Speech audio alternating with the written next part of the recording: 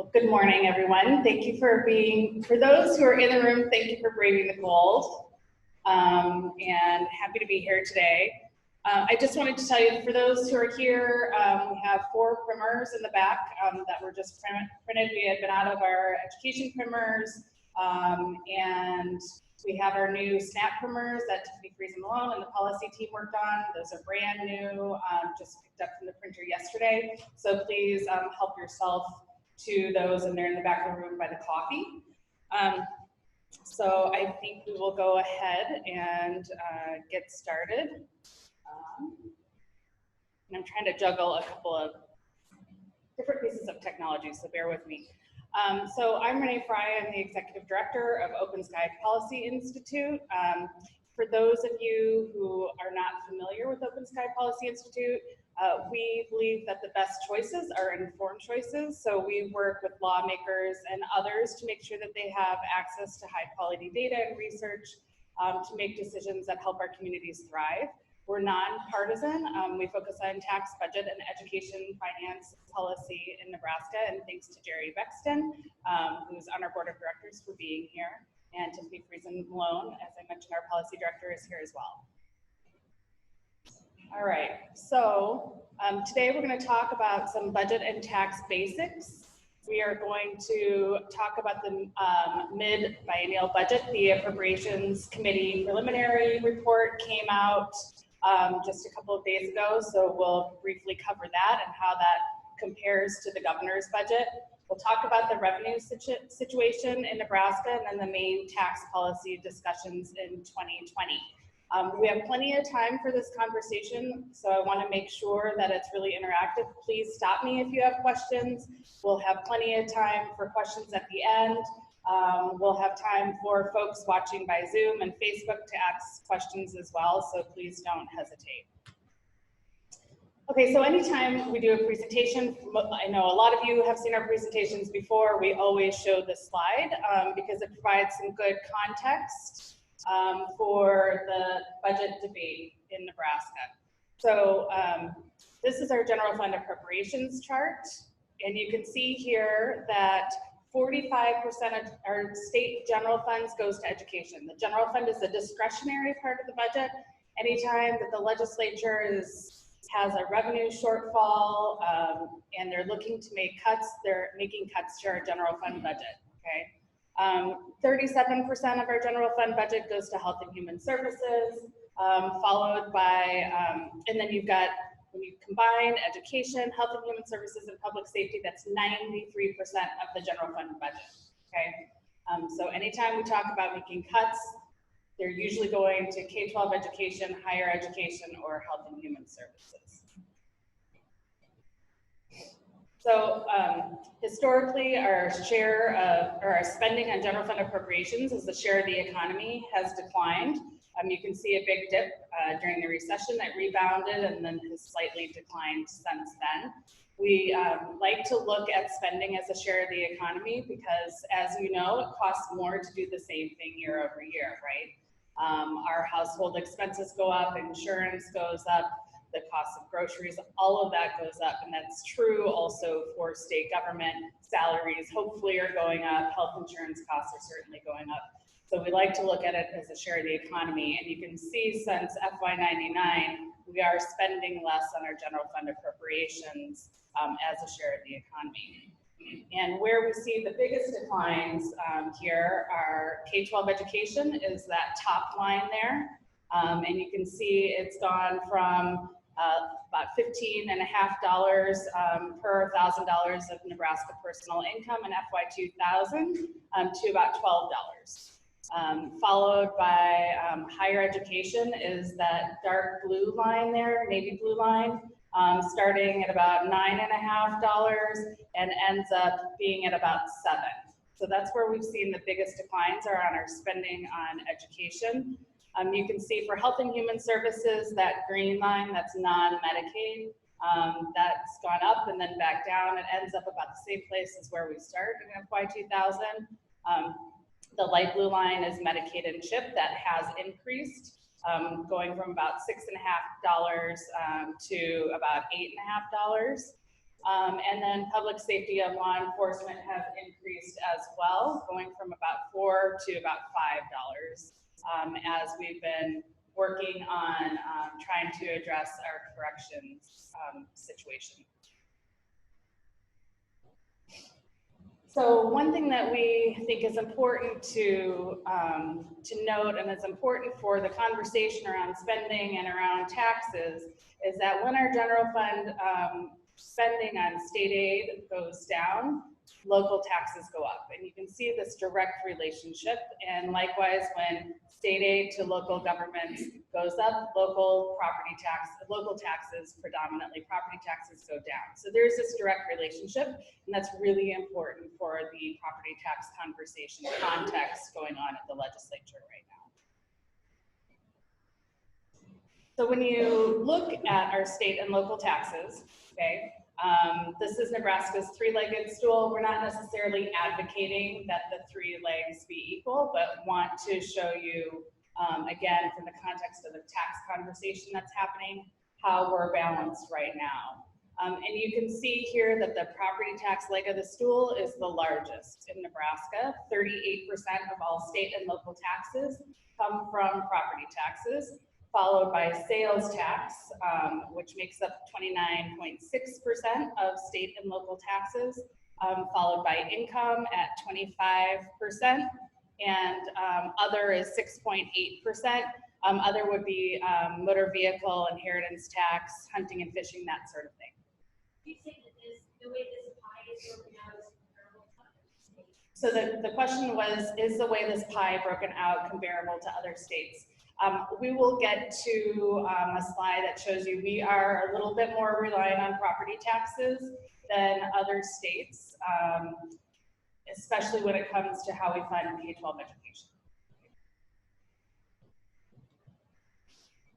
So if we did want to balance the three legs of the stool as advocate, this slide just shows you what it would take to do so. We would have to reduce property taxes by over $700 million. We would have to increase sales taxes by $147 million and increase income taxes by $556 million.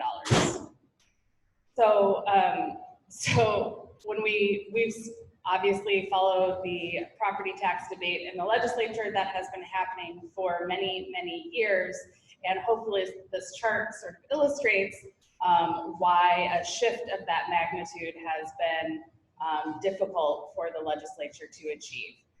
This would require huge increases in income taxes, which the legislature is very unlikely to do, particularly to this magnitude, and a very huge shift from sales and income to property. So, we are not a high tax or spending state, despite what you hear, okay?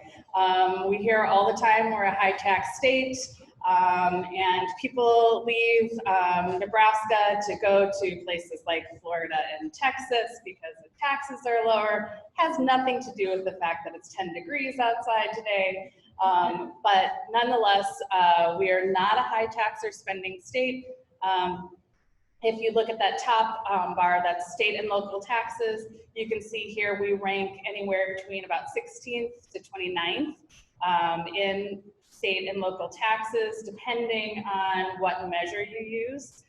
So the two things I hope you take away from this slide are, one, we're not a high tax or spending state, and two, depending on what measure you use, the results can be very different, right? So sometimes people will choose to use per capita or some other measure to try to make their point, which is why we try to show different ways to look at state and local taxes. Our state and local spending, you can see we actually rank a little bit lower, and the thought behind that is we're actually a pretty low recipient of federal funding. If we ever actually adopt Medicaid expansion, we would expect to see those numbers change. But right now, because we actually give more to the federal government than we get back. And so therefore, then our state and local spending actually ends up looking a little bit lower. Our income taxes, we hover right around in the middle. Corporate income taxes, right around in the middle, same with sales taxes. And you can see property taxes, we're a little bit higher, 11th to 13th, but we're still not an outlier. Sometimes, you know, we hear that we're third highest, not really sure what source, we've never been able to pin down that source. But you can see here we rank between 11th and 13th, depending on what measure we use. So where we are an outlier is how we fund K-12 education. If you look at Nebraska on the left-hand side versus the state's average on the right-hand side, you can see we are second most reliant on property taxes to fund K-12 education. And we're 49th in the percentage of K-12 that comes from the state. And so this is really at the crux of the property tax discussion that's happening at the legislature right now. Just to make this point a little bit more, so 60% of K-12 funding is coming from the local level. Again, the state's average is around 47%. So pretty significant difference in how we're funding K-12. And so what happens then, the way our funding formula works is, because we're so heavily reliant on property taxes, our funding formula, our K-12 funding formula really has to work overtime to try to equalize resources. So we have what's called an equalization aid formula, and if a school district doesn't have local property taxes, then the state fills that in with the state equalization aid. But you can see how small that the blue part of that pie chart is relative to the state's average, right? And so what happens is our K-12 education funding formula says needs minus resources, resources being property taxes equal equalization aid, and that makes up the majority of our K-12 funding. And so school districts that have relatively low property wealth get more of that equalization aid so that they can provide a high quality education to their students. But because our state aid is so low relative to other states, that equalization aid has to work overtime to make sure that those school districts have the funding that they need. And most of the school districts that are receiving equalization aid are up against their levy limit, so they can't raise more from their local property taxpayers unless they go to a vote of the people to get an override. And so we do have 3 school districts that have done that.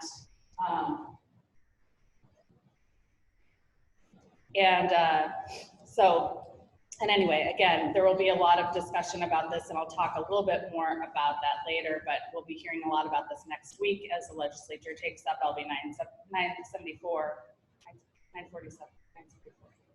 974, getting my numbers mixed up. Yeah, Carol. On that slide, I didn't get the percentages. Didn't quite understand the pie chart. So if you add up the 2 state formula and other state sources, I mean, that is a good point. You know, and then the local. I mean, on the Nebraska side, it does, but on the state side, it doesn't. Yeah, that's a good point. We have an error on our chart. You might want to clean it up. Yeah, thanks, Carol. It's close, not quite right. So when this got updated, either the number probably didn't get updated. My guess is that it's probably the 40, well, I don't know the answer to that, but we'll have to find out. We'll get it updated, and when these slides go out to you, we'll have the correct number in there. All right. Okay, so our tax system is regressive, which means low and middle income families pay a higher percentage of their income in taxes than higher income families do. Again, we're showing this chart because it's also relevant to the tax conversation happening at the legislature. So, and relevant to that 3-legged stool that we talked about as well, right? Where you've got income taxes, which is the smallest leg of those 3 legs, right? So As you can see here, the poorest 20% pay about 11% of their income in taxes, whereas the wealthiest 1% pay 8.7%. I would say most states have a regressive tax code. There are only a handful of states that don't, so we're not unique in that way. A lot of states actually, it's much more regressive than ours is. But again, depending on what we do in this property tax discussion, and any sort of tax shifting would affect this chart. You can see that sales tax is the yellow bar, and that is the most regressive, falls hardest on low income families. The income tax is the only progressive part of our tax code. And you can see here that high income families pay a higher percentage of their income and income taxes. Not all states have a progressive income tax, some do have a flat tax. And the property tax is sort of regressive on the ends and proportional in the middle. So we just like to show this as a reminder of any sort of tax shift would impact what our Nebraska taxpayers are paying. All right, before we talk about the budget, any questions up till this point?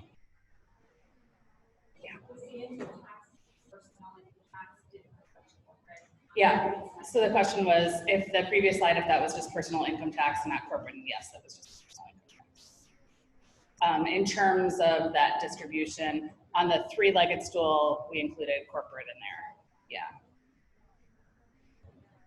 Okay, so budget. So the Appropriations Committee's preliminary report is out. This is what it looks like. It is available on the legislature's website on the front page for anyone who's interested in taking a look at that. And some numbers are adjusted from where they were at the Tax Rate Review Committee, so I want to go through those a little bit. So the current biennium, the legislature's appropriations preliminary report is showing a projected surplus of 139 million in the current biennium, so the second year of the current biennium. And then the out year is projecting a surplus of 442 million. But I just want to make sure that people understand that that's based on current law, okay? So if 100 million of that is used in the current biennium, then you have to subtract that from the 442 million in the out biennium. So it's a total of 442 million over those 3 years, not a total of 480, or 580, excuse me. So, so again, if they were to spend, for example, 100 million in the current biennium, that would leave 342 million in the out biennium. I just want to make sure that that's clear, that they're not added together. So we have a pretty big surplus relative to what we've had for a long time. It's been a long time since we've had this much of a projected surplus. It is projected, so we're going to talk about that in a minute. A couple things that I want to know, particularly about the projection in the out year biennium. It's assuming $80 million in savings in child welfare, and there are some concerns. It's from the promise ship agreement, some concerns about whether that will be fully realized, but that is baked into that out year projected surplus. It assumes that TIOSA has 2.5% growth in the out biennium. TIOSA is the K-12 funding formula, and OPS at only 0.5% growth. And that's based on increased valuations. So they're seeing lower state aid growth. That's what's being projected there. It also assumes funding for corrections at only 2.5% growth, even though we have some pretty big challenges in corrections right now. And as I mentioned, it is built on projected revenue growth, which we'll talk about. And much of the current revenue growth is likely due to one-time circumstances. You have the market facilitation payments that are going to farmers right now to offset losses from the trade war. So if the trade policy doesn't change and those market facilitation payments go away, we would see ag income go down, which would negatively impact our revenue. And there was a bill, and we can talk about this a little bit more later, LB 1203 that had a hearing this week. Senator Lenahan introduced that. It was intended as a cleanup in terms of how we are treating foreign income, and it had a $290 million fiscal note over the next 3 years, which in the hearing was pretty interesting in that the tax commissioner indicated that we are coupled to the TCJA in terms of how we're treating this foreign income. He said very clearly that that has been built into the forecast. It is a departure for how we've treated foreign income in the past. So if the legislature were to opt to change that treatment of foreign income, it would be a very big hit to our revenue that I don't think they were necessarily expecting. We were pretty sure that a lot of this projected revenue or this growth that we're seeing, most of it is in corporate income. So we thought it was likely due to repatriation and other TCJA policies. That does appear to be the case. So we'll talk about that a little bit more, but I think that just reinforces the notion that a lot of this may be one time. It also doesn't build in a possible recession into the forecast. There's less conversation going on right now about a possible recession. We are overdue for a recession, and that is not anywhere built into the forecast, so that's out there as well. So in terms of using projected revenue growth for new spending, we have some concerns about it. So this would be the October forecast. Right now, our numbers are based on the October forecast, and this looks at the October forecast historically compared to the current fiscal year. And 8 of 12 years, we were off by $100 million. You can see oftentimes the actual receipts came in above the October forecast. But in 4 years, it did come in below, and it came in below by as much as $200 million. Now, based on where revenues have been coming in so far, we would expect to see a pretty big surplus at the end of this year. Again, the question is how much of that is due to one-time funding.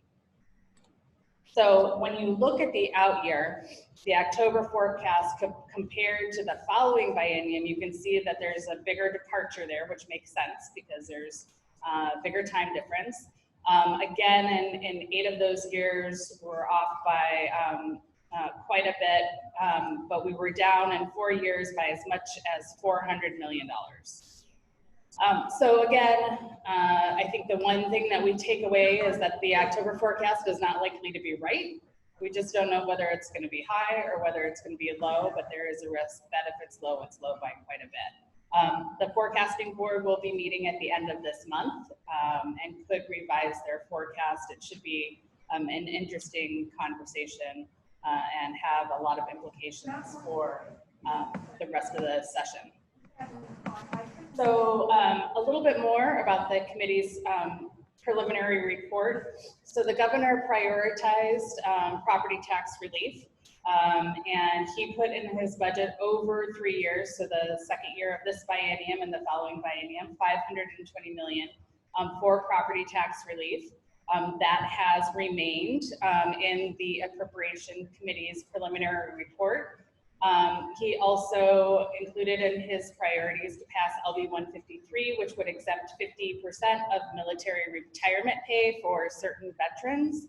And that would cost $30 million over the 3 years. That also is in the Appropriations Committee report. He also prioritized funding for student scholarships through FY23. The Appropriations Committee reduced that from 24 million to 16 million, so just a slight reduction. And he also prioritized funding for the Imagine Nebraska Act, LB 720, which would replace Nebraska Advantage as our state's biggest tax incentive program. And that also remained in the Appropriation Committee's preliminary report.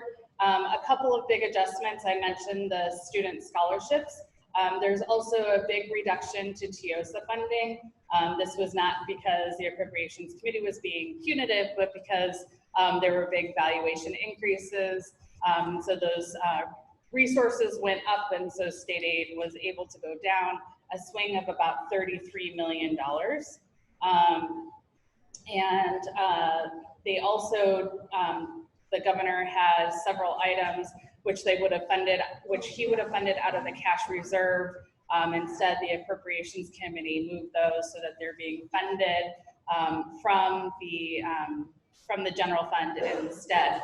So the Appropriations Committee has prioritized building up that cash reserve. So it would leave $616 million in that cash reserve at the end of FY21.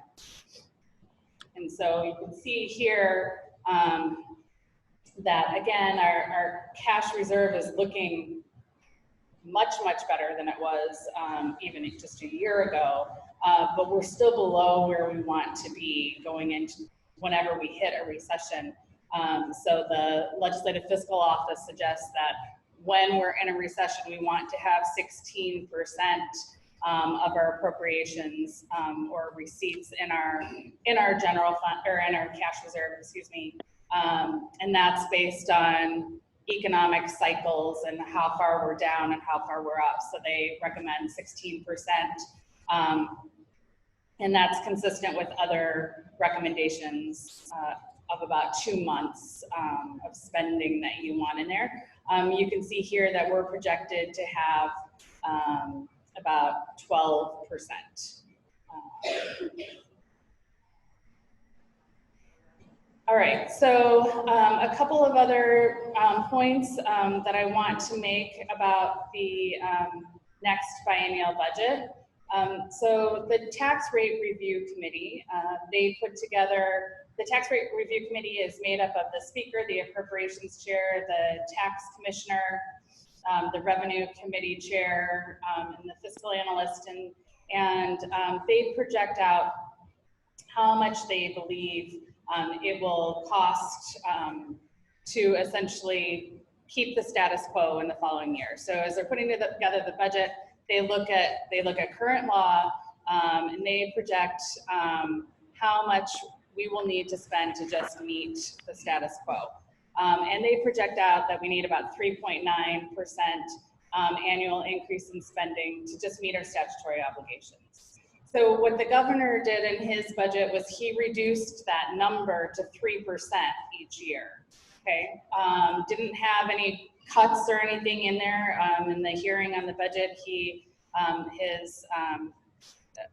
Jerry Oligmuller, who is his budget director, just said that they will just keep spending down as they have in recent years. There was no articulation of what actually would be cut or reduced.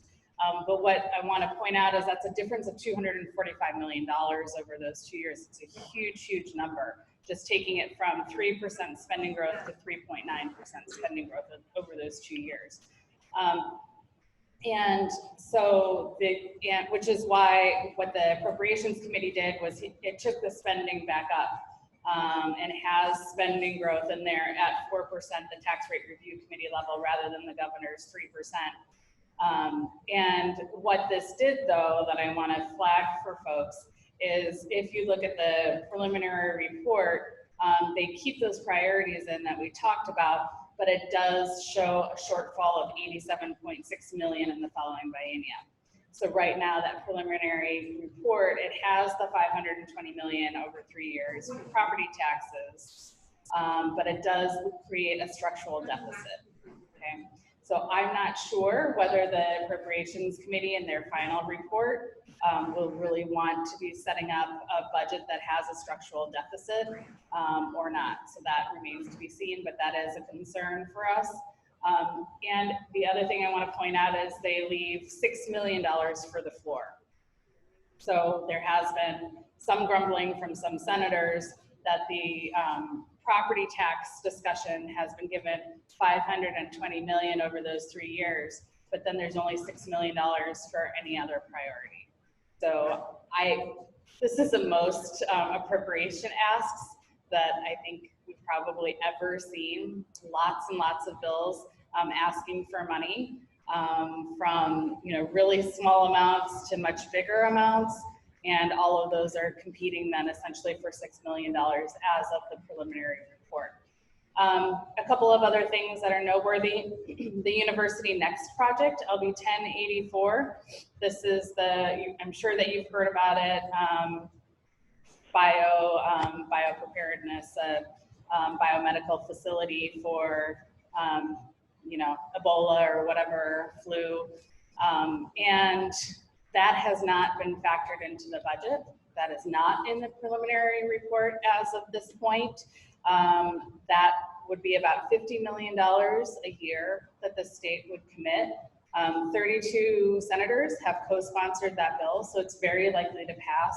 It would not impact the current biennium. We understand that the university would seek that money as soon as the philanthropic dollars have been committed, which could be the first or second year of the following biennium. That again is not reflected in the budget. So if there is a $50 million request or a $100 million request in the following biennium, that would be added to that $87.6 million shortfall that we have.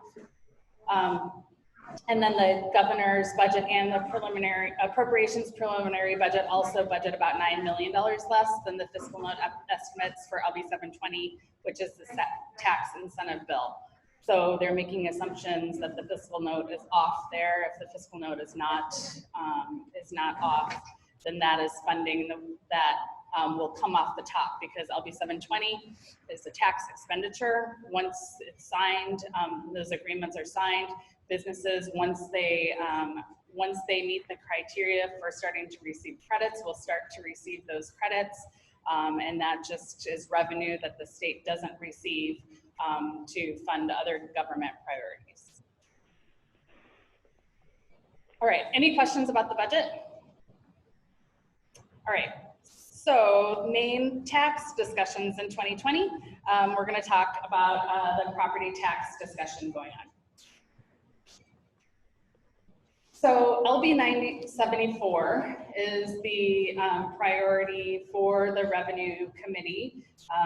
This is a property tax bill is how it's being touted, but it really fundamentally is a significant change in how we fund K-12 education. It just advanced 6-2 out of the Revenue Committee yesterday. It was put onto the floor with an amendment. The amendment, we understand, is projected to cost about $502 million over 3 years. And I'm just going to talk through sort of what it does, but I'm happy to answer more detailed questions. The first thing it does is it lowers agricultural land valuation just for school purposes. So it lowers it inside and outside of the TIOSA formula, which essentially reduces resources that school districts, as I said before, you have a school's needs minus their resources. So it reduces the resources the school district has. If they receive equalization aid, their equalization aid would make up most of that. For rural schools that aren't receiving that equalization aid, they would have to raise their levy to make that up.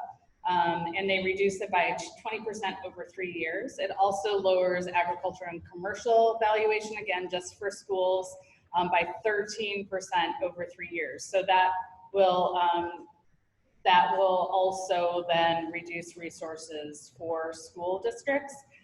Some of that will be made up by state aid and much of it will not. It also creates a foundation aid per student component. 15% of state net sales and income tax revenue.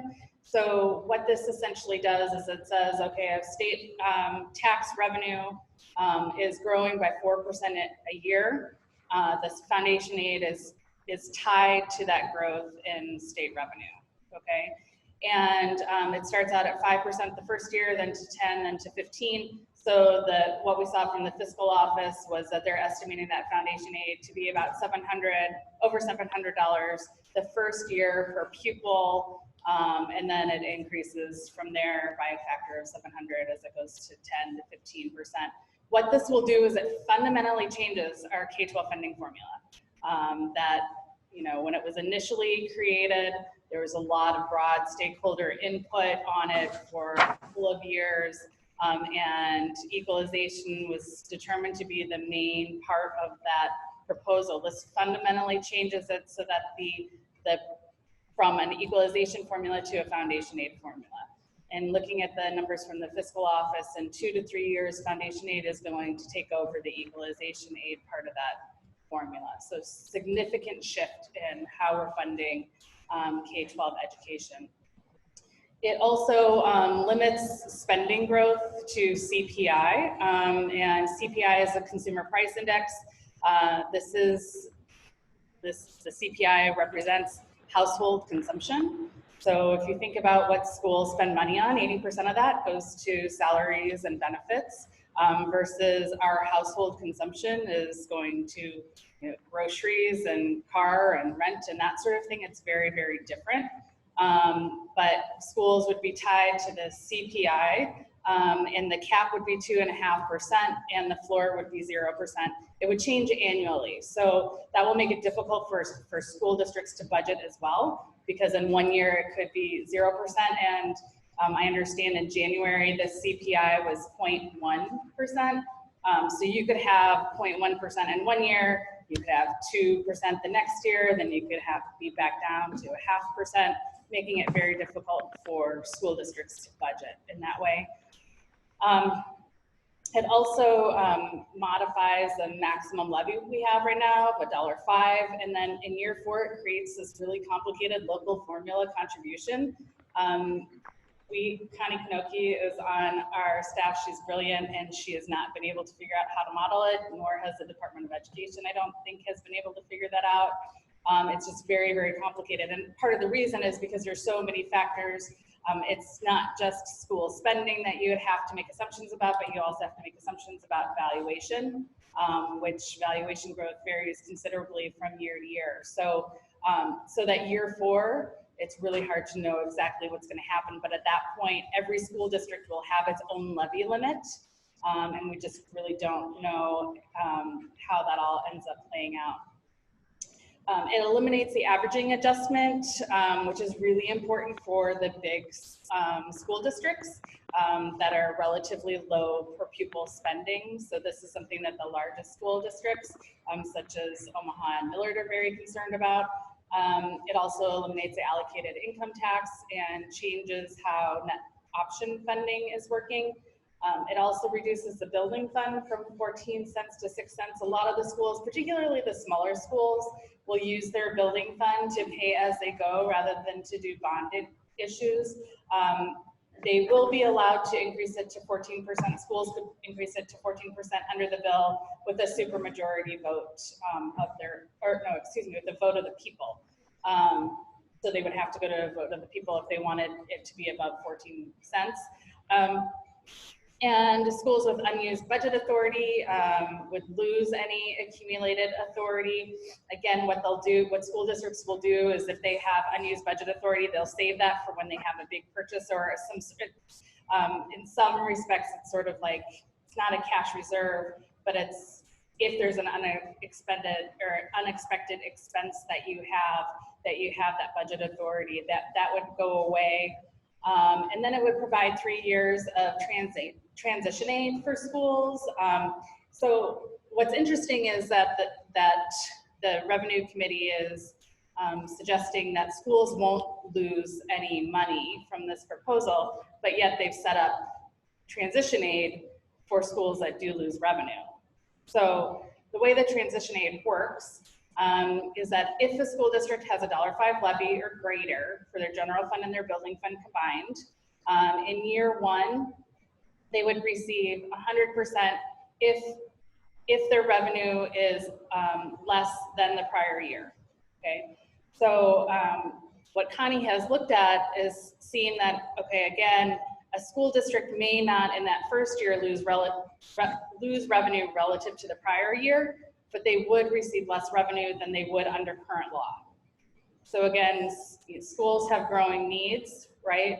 And so the transition aid would make them whole to the prior year, but not what they would receive if 974 weren't in existence, right? Or wasn't being talked about. In year 2, what happens, it gets more complicated from there. Again, it's for school districts that have a $1.05 levy or greater. If their revenue, if the difference between their revenue last year and the current year is greater than 1%, then they get transition aid that makes up 75% of the revenue minus 1% of their revenue. Year 3, again, $1.05 or greater. If the difference in revenue is greater than 2.5% from the prior year, then they will make up 50% of that lost revenue minus 2.5% of their revenue. So, so any suggestion that the schools will be made whole under the transition aid, they absolutely will not. Not only will they not be made whole from the prior year, but they will fall further and further behind from where they would be under current law as we move forward. Transition aid also has to be appropriated from the legislature. It is not an automatic. So schools only get it to the extent that it's appropriated by the legislature. So that is not included. I do not believe that's included in the $502 million number, although I haven't seen those breakdowns from the Revenue Committee. So it's possible that it is, but again, it depends on an appropriation.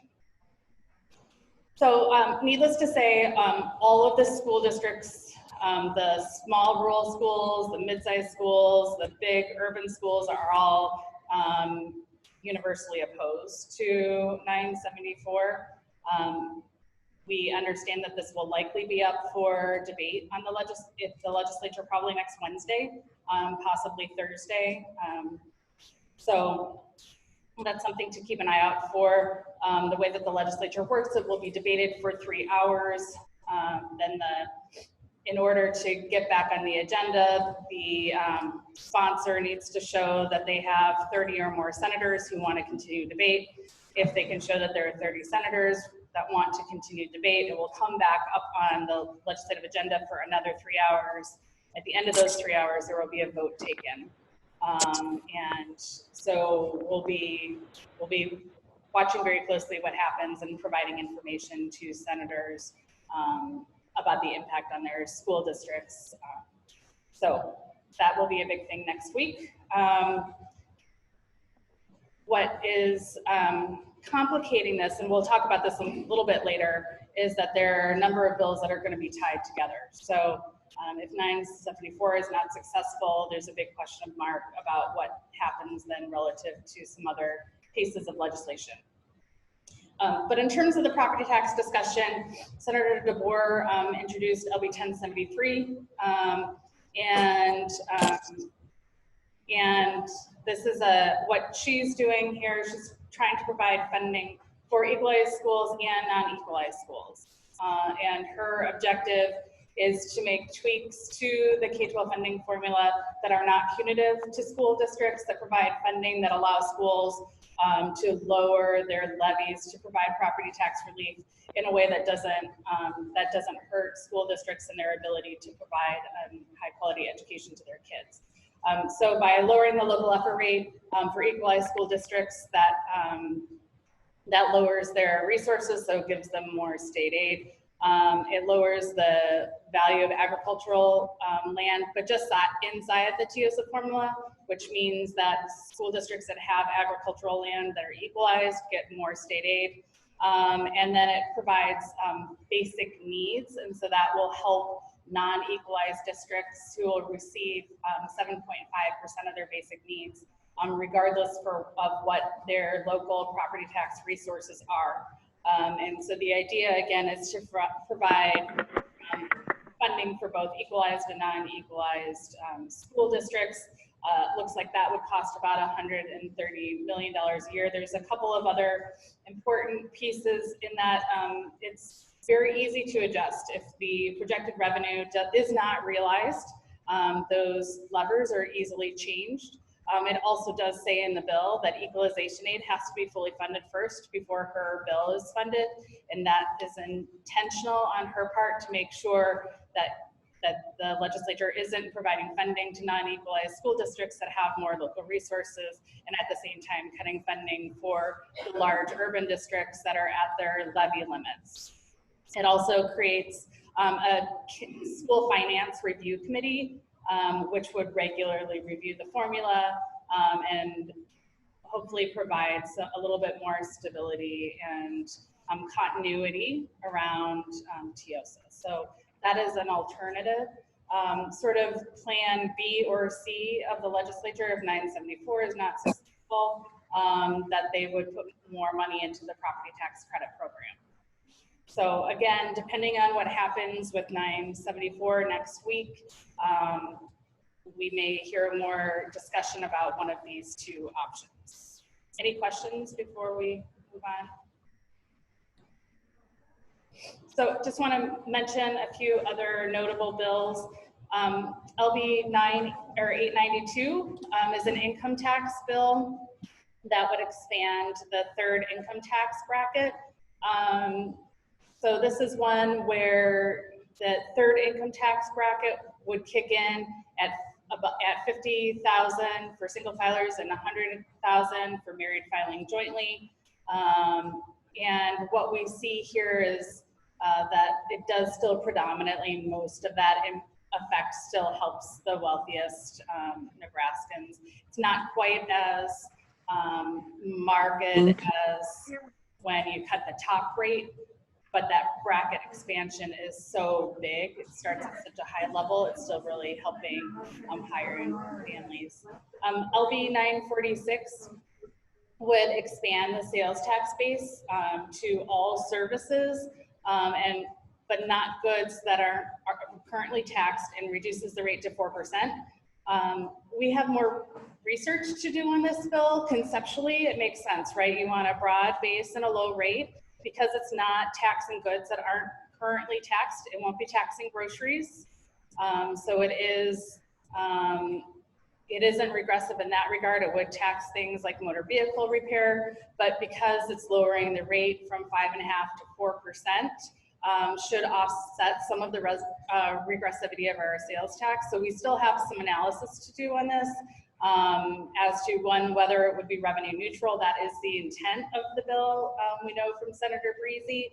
And then again, we need to see whether this actually does reduce the regressivity of the sales tax. In theory, it would, because services, if you think about most services other than motor vehicle repair, for example, lower income families aren't utilizing those as much, so they would benefit from the reduction in the sales tax rate. So this is one that we think is really interesting. We just need to have some time to do the analysis. LB 1213 is another attempt to adjust the TIOSA formula. I will just flag for folks that there is a tax and groceries in here, except that it's at 3%, not at the 5.5% state sales tax rate. We have done some initial analysis on this and are continuing to look at this bill as well, see what it looks like in the end, but just to be mindful of it. LR 300 CA had a hearing this week, and it would prohibit all forms of taxation other than a consumption tax. The introducer of the bill has said that everyone would receive a prebate, and his hope then is that low-income families wouldn't pay much in tax because of this prebate. But a consumption tax, if that's true, and that's not part of the constitutional amendment. The constitutional amendment itself is about a paragraph, and if that's true, then that means that it will really fall heavily on middle-income families. Because again, if you think back to that chart and think about the sales tax, if we're exempting, if we do a prebate that helps low-income families and high-income families are only paying this consumption tax, that means that it really falls heavily on the middle. And a couple of other things I would say, other states have tried to do this, other commissions have looked at this to actually work and be revenue neutral. The consumption tax would have to be in the double digits, possibly over 15%, close to 20%. And the way that it's written, it also It also says that nothing can be excluded. So think about you're taxing healthcare services, we're taxing business inputs, we're taxing all sorts of things that you don't want to include in a tax base. So, so we would have a lot of concerns about this if it got any traction. It doesn't sound like it might. It will, I don't think, but one to keep an eye on. And then LB 1203, I mentioned earlier, this had this hearing on foreign profits. We do understand that there is an amendment to that will bring the fiscal note down to about 55%, which would be over the 3 years. Hey, I'm glad your travels were good.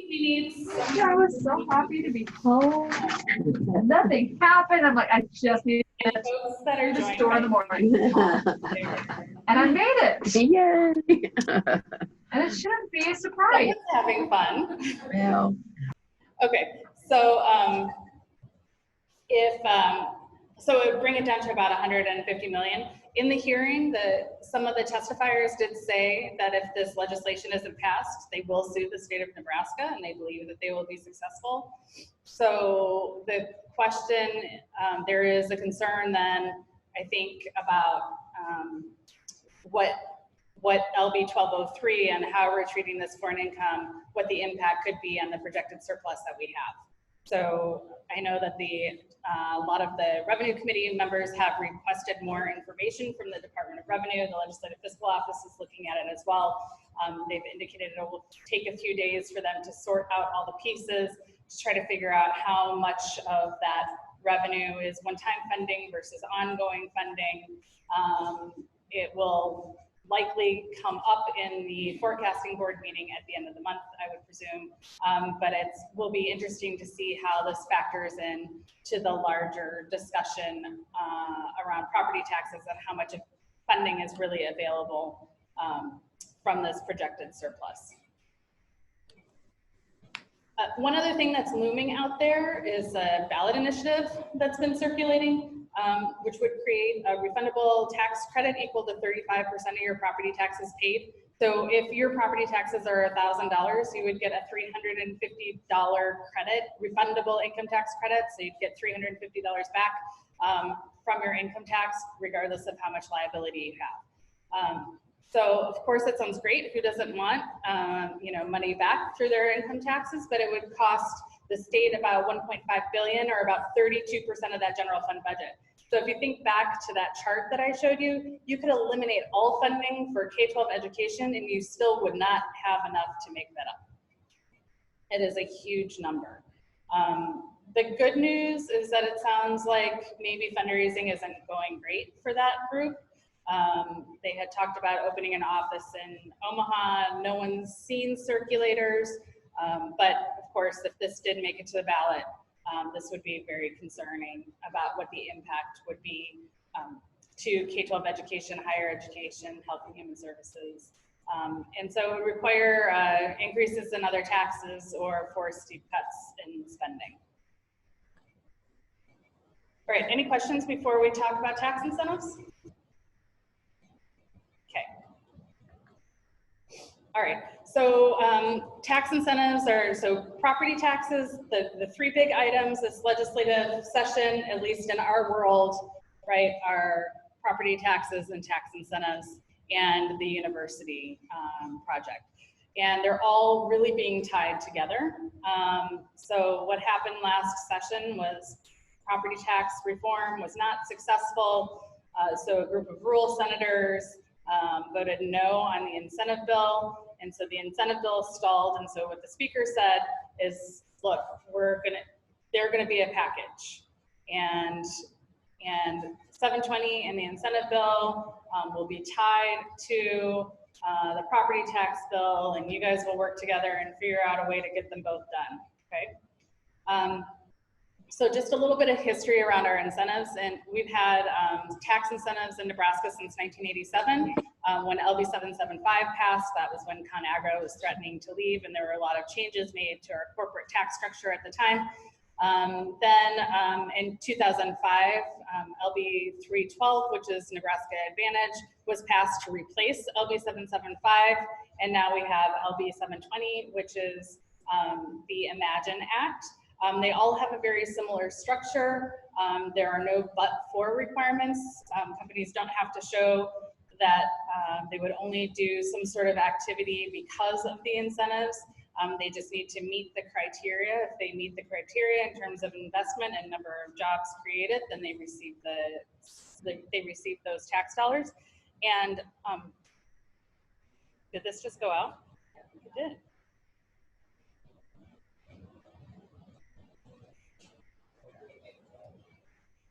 It looks like the battery might be there.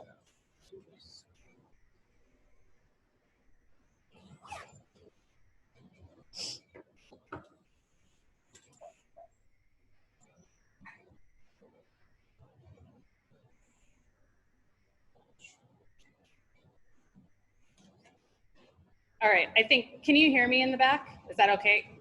Will people be able to hear me online okay? Online is great.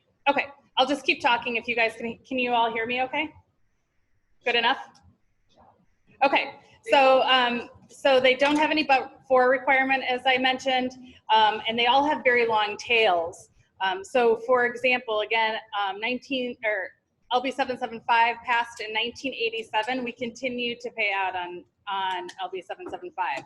So they, the agreements continue for a very, very long time, and they contribute to revenue volatility, which I'll show you here in a sec.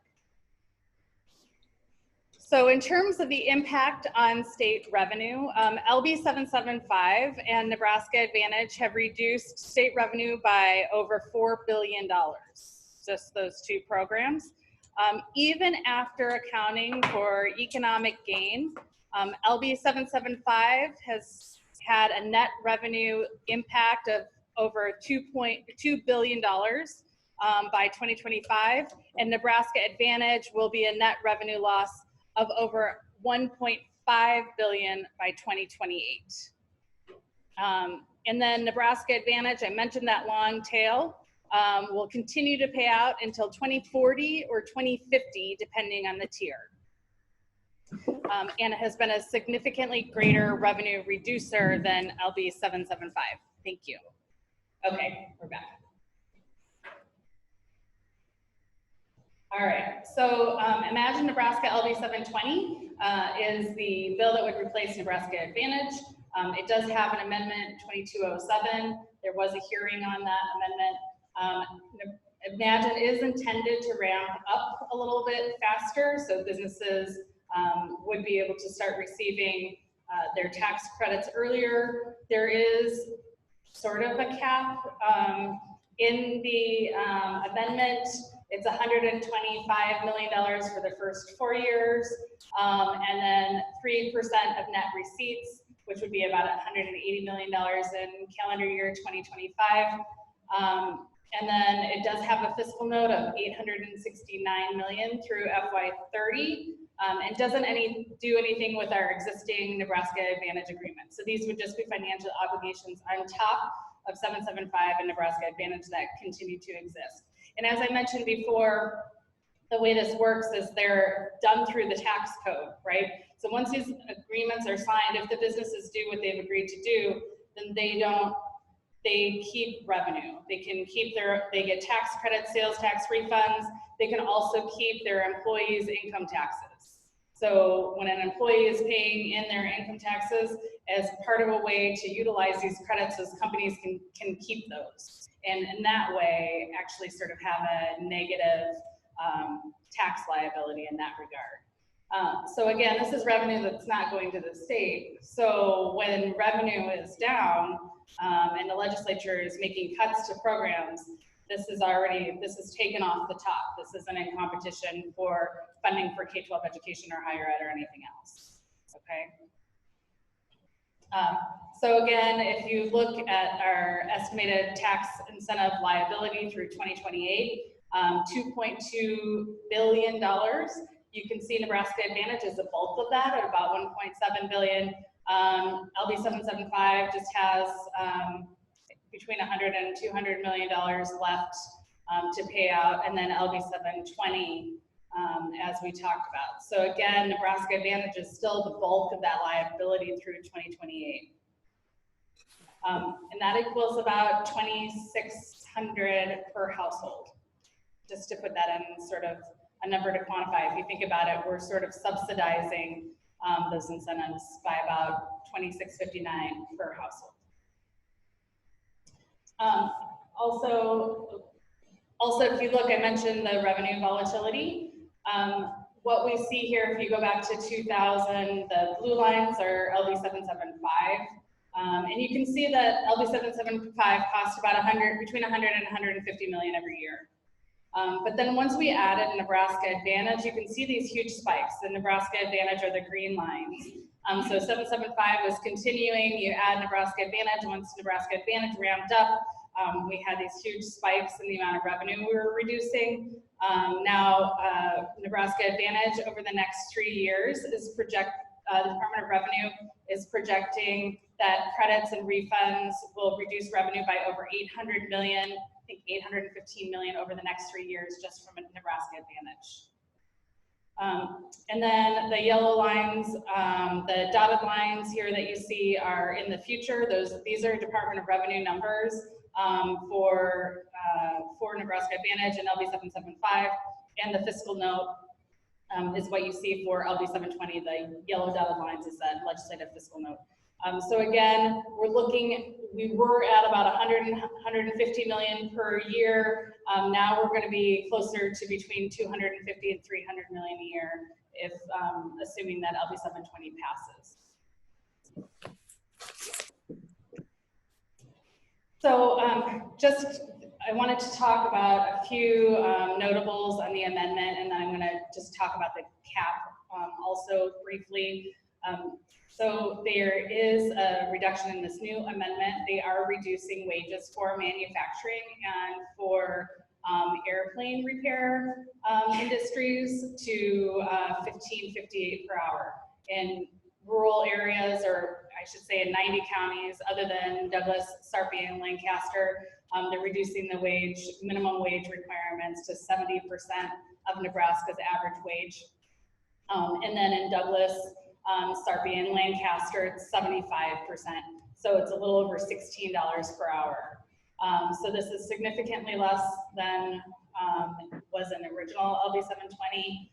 And also there was a provision that removed pooling of part-time employees under Nebraska Advantage. Companies, we know of at least one company that was requiring high school and college students to work overtime and was counting them, pooling the part-time employees to count as full-time equivalents. And so there was an agreement last year that would eliminate the ability for companies to do that pooling. That language came out of the amendment. I do understand, or at least the introducer has said that they will put that back in. But the amendment as of right now does allow pooling of part-time employees again to count as full-time equivalents. We'll also mention this is a holdover from Nebraska Advantage. It also allows them to count temporary employees as full-time employees. There's also a new provision, $40 million retention incentive for companies. If the Department of Economic Development believes that a company is a threat to leave the state, they can apply for this retention incentive, which would be $4 million a year for 10 years. And they have to keep 90% of 1,000 employees in the state. So if they have 1,000 employees or more that are a threat to leave, and they can reduce that amount by 90%, this would be on top of any benefits they're receiving under Nebraska Advantage or under the Imagine Act. So this is just an addition. One thing that we've heard in the World Herald story about it was talked about this could be used for Pfizer that bought First Data, could be used for Schwab that bought TD Ameritrade, or fill in the blank. The bill actually only allows one application to be fully funded, and that application has to be applied for by December of this year. So it sort of begs the question as to what happens if there are multiple applications. Does that mean that then folks will be coming back next year and saying, oh, we need to keep this XYZ business in the state, we need to increase the number of these retention incentives that we have available. But right now it would just be for one company, and it would be 40 million over, ooh, that's nice, 40 million over 10 years. So it also, in terms of the wages, just to flag, so not only are the wages lower, it does require businesses to offer benefits, but it doesn't require them to pay for benefits. So in theory, you could have an employee making $15.58 an hour. They offer health insurance that they actually can't afford. And I would note that at these wage thresholds at $15.58 an hour, a family of 4 would be eligible for SNAP and Medicaid Expansion. So in terms of, if you look at all of the reports on our economic development and our incentives, we should be incentivizing high wage, high quality jobs. LB 728 is even assists the mark in that regard. And the other thing I wanted to flag about the cap, there's in this legislation is a cap that was intended to provide some budget stability so that we don't have these high spikes. But here's how the cap works. The cap says the Department of Economic Development will project out 3 years in terms of how many credits are going to be utilized. And then at the point in the calendar year at which the cap is projected to be exceeded, then we will stop taking applications, and the Department of Economic Development can ask the exec board of the legislature to raise the level of the cap. So the way it works is that, let's say in year 1, the department is projecting 50 million in credits to be taken, in year 2, 100 million, and in year 3, 200 million. So year 3, we know, is going to exceed the cap, okay? We keep taking applications though in year 1 and year 2, and we don't actually hit the pause button on applications until year 3. So we continue to add liability even though we know we're gonna exceed the cap in year 3. So the cap actually doesn't prevent us from actually exceeding the cap. All it does is it requires that we hit the pause button in year 3, go to the exec board, ask for more authority. The exec board can either say yes or no, or if they don't take any action for 45 days, it's automatically exceeded. So we do have concerns. I think the cap was well-intentioned, but whether it's going to have any substantive actually impact on protecting budget and providing some stability, we're concerned about that. Yeah, please. I have a question. Sure. Back to the health benefits. Yes. What impact is that going to have on because if you can offer it, but offer it at a higher premium rate, what impact would that have on the health industry? Because then you still have individuals that will be going to the emergency rooms, accessing those types of services. So we're trying to lower, I think, the healthcare costs by doing prevention, but then if we are not allowing those individuals to be eligible for those types of benefits or have the income to be able to pay for those premiums, what's the impact on those health industries and hospitals? Right. So the question was not requiring, I'm going to try to summarize it, but by not requiring businesses to actually pay for health insurance, for example, what impact does that have on the health insurance industry and health care costs? Obviously, it puts a lot on. I think the real risk is that we are going to have more emergency room care. Certainly, folks that are eligible for Medicaid expansion will be taking advantage of that. But yeah, we may have more folks who are going without any sort of health insurance. There are a number of senators who are very concerned about this. And I will tell you, there's one senator who says very often, senators make $12,000 a year, right? And they are offered health insurance. It is not paid for, and they can't afford it because obviously the health insurance costs as much as their $12,000 or more. And essentially we could be doing the same thing here. So I think that there will be an effort to have a conversation around the benefits and whether they should be actually paying for some level of health insurance. And again, the thing that I always say is that these are incentives, right? This is a bonus that these companies are getting that other taxpayers are footing the bill for. So we should only be incentivizing jobs that we want, not the jobs that we have. And so what a lot of the feedback was that like manufacturers in rural areas can't afford to pay more than $15.58 an hour, but that's what they're paying now. Again, they don't need to receive incentives, right? But if we are going to give them, if we're going to allow them to keep their employees' income taxes and not pay state income taxes or sales taxes, there should be an expectation that they are providing a higher wage and good benefits for their employees. The retention incentive for companies believed to be leaving, I've been following that only at a very high level. But it sounds to me like it's just an open opportunity for saber rattling or, you know, starting a little under the current campaign on social media. You know, we might be thinking about leaving just to get extra money, just to get extra incentives, whether it was factual or not. I mean, there doesn't seem to be any demand for evidence. Right. So the question is whether the retention benefit then just allows for cyber rattling and folks to threaten to leave. We're very concerned about that. It's extortion.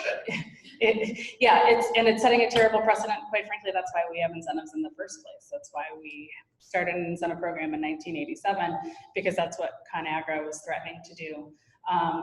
But yeah, the department just needs to believe that they're at threat of leaving and they'll receive that funding. It is, I think, a very concerning precedent. All right. So finally, the University Next project, I'm not going to talk about this at length, but LB 1084 designates $300 million for this project, likely $50 million a year for about 6 years, starting in FY 22 or 23. So here's where the politics get interesting, is that we understand that it will be amended to LB 720, which is the tax incentive bill we were just talking about. And if LB 720, LB 1084, and 974, the three bills that I've talked about, all pass, collectively they could reduce about 7 to 9% of general fund revenue. So again, we're talking about reducing 7 to 9% of general fund revenue that's available for education, health and human services, and public safety, right? Which makes up 93% of our general fund revenue. No new revenue that's actually going to help pay for any of these. We're just banking on projected revenue growth, which may or may not be realized. And even in the budget that's been set out, we have a projected shortfall in the following biennium, not including the university project, which is not been built into those numbers yet. So that's all I have to say about that. But so where the politics get interesting and where the debate gets interesting is LB 720 is sitting out on select file. The way that the legislature's rules work right now is there would be an hour-and-a-half debate for LB 720 before it would come off the agenda, and then it would have another hour-and-a-half. So potentially senators could have 3 hours to talk about the amendment to LB 720, which reduces the wage thresholds, which has this retention benefit, plus the $300 million for the UNMC project. Those two things in 3 hours. So there you go. All right. So that is what I have for today, and be happy to take questions. You know, with the 3 hours of the day, isn't the university one almost slam dunk? I mean, you talked about at one point how that was the shortest discussion period in a committee. Yeah. It just came out. It just seems like that won't even be debated necessarily. Yeah, so the question is about 3 hours in LB 1084. Yeah, the hearing was just over an hour, over a $300 million bill. It has clearly a lot of support, so I don't envision a lot of debate about it. So the question is, by adding that to 720, where there's a lot more consternation around, particularly some of the additions to the amendment, it sort of intentionally, I think, the idea is to, I think, bring some people along in 720 who support 1084 who may not support 720. So we'll see whether those two continue to be tied together or whether it will be separate. But we're hearing that there will be an effort to amend LB 1084 into 720. But again, how that all plays out. But again, you know, linking to bills that have that much impact, right, on our state budget, and to tie them together for a 3-hour debate, it's concerning, I'd say.